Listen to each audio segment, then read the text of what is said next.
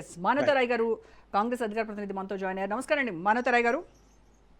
నమస్కారం అండి. మానవతరాయ్ గారు, మెట్రో ఫేజ్ 2 విస్తరణ అనేటువంటి అంశాన్ని రాజకీయంగా వాడుకోవాలని చూస్తోంది కాంగ్రెస్ పార్టీ. జిహెచ్ఎంసీ ఎన్నికలు సమీపంలో ఉన్నటువంటి తరుణంలో ఇప్పుడు ఈ ఫేజ్ 2 అనేది మళ్ళీ ఒక అల్లావుద్దీన్ అద్భుత దీపంగా చూపించేసి జనాలకి మళ్ళీ ఓట్లు గడించేటువంటి ఒక గిమ్మిక్ చేస్తోంది కాంగ్రెస్ పార్టీ అని చెప్తున్నారు.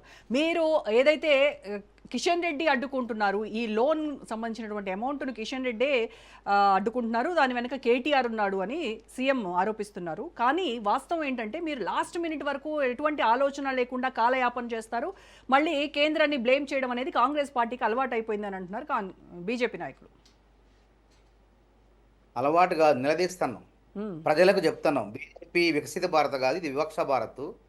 బీజేపీ పాలిత ప్రాంతాలకు ఏ విధంగా నిలబోతున్నాయి, బీజేపీ మిత్రపక్షమైన ఆంధ్రప్రదేశ్ నిన్నగాక మొన్న 2,500 కోట్లు ఏ విధంగా ఇచ్చారు, తెలంగాణ పట్ల ఎందుకు వివక్ష చూపుతున్నారు. డిపిఆర్ ఎప్పుడో సమర్పించాం.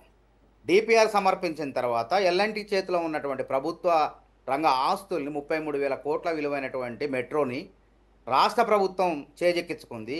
అందులో పనిచేసే వాళ్ళకు భద్రత కల్పిస్తున్నాం.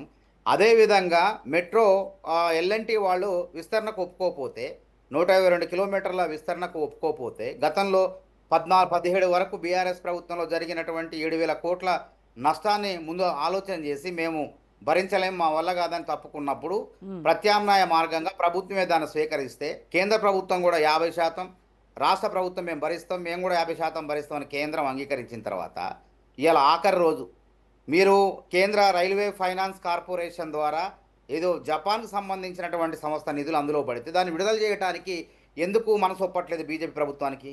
ఎందుకు కుట్రలు ఉన్నాయి? దీంట్లో దురుద్దేశం ఒకటే, మెట్రో తెచ్చింది కాంగ్రెసే, మెట్రోను చూపించి ఓట్లు అడగాల్సిన దుస్థితి కాంగ్రెస్ ప్రభుత్వం లేదు. అనేక సంక్షేమ పథకాలు ఉన్నాయి, సన్న బియ్యం ఉన్నది, అదేవిధంగా మేము చేసేటువంటి అనేక 500 రూపాయల సబ్సిడీ సిలిండర్ ఉన్నది, అదే గృహజ్యోతి పథకం ఉంది, ఆర్టీసీ బస్సులు మహిళలు ప్రయాణిస్తున్నారు, ఇవన్నీ చాలు. మీరు ఇస్తున్నటువంటివన్నీ చెప్తున్నారు కదా మానవతరాయ్ గారు, మీరు ఇస్తున్నటువంటివి సన్న బియ్యము సో అండ్ సో చాలా లిస్ట్ చెప్తున్నారు కదా. ఓన్లీ గ్రేటర్ హైదరాబాద్ విషయానికే వద్దాం మానవతరాయ్ గారు, గ్రేటర్ హైదరాబాద్ విషయానికే వద్దాం. గ్రేటర్ హైదరాబాద్ మీరు కాంగ్రెస్ మేనిఫెస్టోలో గ్రేటర్ హైదరాబాద్ ప్రజలకు సంబంధించి ఇచ్చినటువంటి హామీల గురించి నేను కొన్ని మాత్రమే చెప్తాను, వాటికి మీరు సమాధానం చెప్పండి. గ్రేటర్ హైదరాబాద్తో సహా తెలంగాణలోని అన్ని నగరాలు మున్సిపాలిటీల్లో ప్రతి ఇంటికి 25,000 లీటర్ల మంచినీరు ఉచితంగా ఇస్తామని స్పష్టం చేశారా లేదా? అవును, చేశాం. ఇచ్చారా? ఇస్తున్నారా? ఇస్తామండి. ఇప్పుడు రాష్ట్ర పరిస్థితి తెలుసు కదా, దేశ ప్రజలందరూ మేధావులు, విజ్ఞులు. ఇవాళ ఇచ్చినటువంటి 6 గ్యారెంటీలో 2 మాత్రమే అమలు చేయలేకపోతాం, దాన్ని త్వరలోనే అమలు చేస్తాం. మహిళలకు 2,500 రూపాయలు అన్నాం, ఆసరా ఈ 2 పెంచాల్సింది మేము. అదే విధంగా గ్రేటర్ హైదరాబాద్ పరిధిలో కూడా ఇలా వరదలు రాకుండా గతానికి భిన్నంగా ఇలా ప్రజలు సురక్షితంగా ఉండే విధంగా ఏర్పాట్లు చేస్తున్నాం. అదే విధంగా మెట్రో అనేది తెచ్చింది మేమే, కృష్ణా జలాలు తెచ్చింది మేమే, గోదావరి జలాలు తెచ్చింది కాంగ్రెస్ ప్రభుత్వాలే. ఇలా ఐటీకి సైబరాబాద్ ఐటీ టవర్స్ ఉన్నాయా, వాటి శంకుస్థాపన చేసింది కాంగ్రెస్ ప్రభుత్వాలే. హైదరాబాద్ సమగ్రాభివృద్ధి తోడ్పడింది కాంగ్రెస్ ప్రభుత్వాలే. కాకపోతే ఎన్నికల ప్రజలు దాన్ని చూసే ఓట్లేస్తారా? స్కై వాక్లు మాకు ఎక్కడ హైదరాబాద్ మొత్తం చుట్టూ తిరిగి వచ్చినా కూడా స్కై వాక్లు ఎక్కడ కనిపించట్లేదు, ఏమైపోయినాయి సార్? కొబ్బరి నీళ్ళు చేస్తున్నారు వాళ్ళు, హుసేన్ సాగర్ దానిలో ప్రస్తావన. నేను మిమ్మల్ని మాత్రమే అడుగుతున్నాను. మనం పెరుగుతున్న నగరానికి ఒక ప్రయాణ సాధనం మెట్రో, దానివల్ల చాలా లబ్ధి ఉన్నది. ప్రజలు వేగవంతంగా, సులభంగా, సురక్షితంగా గమ్యాలకు చేరుకుంటున్నారు, ఉద్యోగాలు చేస్తున్నారు, తిరిగి ఇళ్లకు సురక్షితంగా వస్తున్నారు. రెండో విస్తరణ కూడా చేపడితే ట్రాఫిక్ ను కొంతవరకు నియంత్రించవచ్చు. ఇది ముఖ్యమై ఇప్పుడు మనకి ఇందులో ఓట్లు పడతాయని కానీ మాకు సీట్లు వస్తాయని కానే కాదు, మా తప్పకుండా 3 వీటిలో 3 కార్పొరేషన్లో కాంగ్రెస్ జెండా ఎగరేస్తుంది. అది బరాబర్ జరిగే విషయం. అది మీకు అంత భరోసా ఏంటి? నేను ఇప్పుడు చెప్పినటువంటి హామీల్లో ఒక్కటి కూడా అమలు కాలేదు, మరి మీ భరోసా ఏంటి? 3 కార్పొరేషన్ లో కూడా కాంగ్రెస్ జెండా ఎగురుతుందని చెప్తున్నారు కదా, ఏ రకమైన నగరం మేనిఫెస్టో వినండి, నగరం మేనిఫెస్టో వినండి. రాష్ట్ర వ్యాప్తంగా అందించే వాటిలో ప్రజలు ప్రధానంగా లబ్ధి పొందుతున్నారు. మహిళలు అంటే మీలాంటి వాళ్ళు బస్సులు ఎక్కరు కానీ బస్సుల్లో తిరిగే మహిళలు నెలకు 4,000 రూపాయలు బస్ పాసులు కట్టకుండా విద్యార్థినులు కళాశాలకు వెళ్తున్నారు.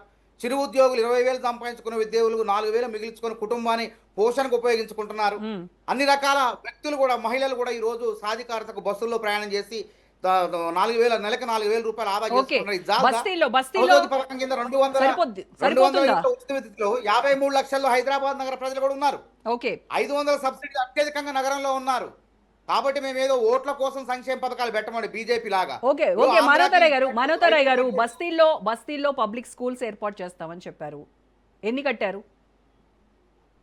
అదే కదా ఇప్పుడు మేము ఒక ప్రణాళికలో ఉన్నాం. గత ప్రభుత్వం విద్యా కమిషన్ ఆలోచన లేదు. విద్యా కమిషన్ వేసాం. ఇలా ప్రభుత్వ పాఠశాలలను కార్పొరేట్ కళా పాఠశాల కన్నా తీర్చిదిద్దే కార్యక్రమంలో ఉన్నాం. ఇలా ఓకే. గుర్తుపెట్టుకోండి. రైట్.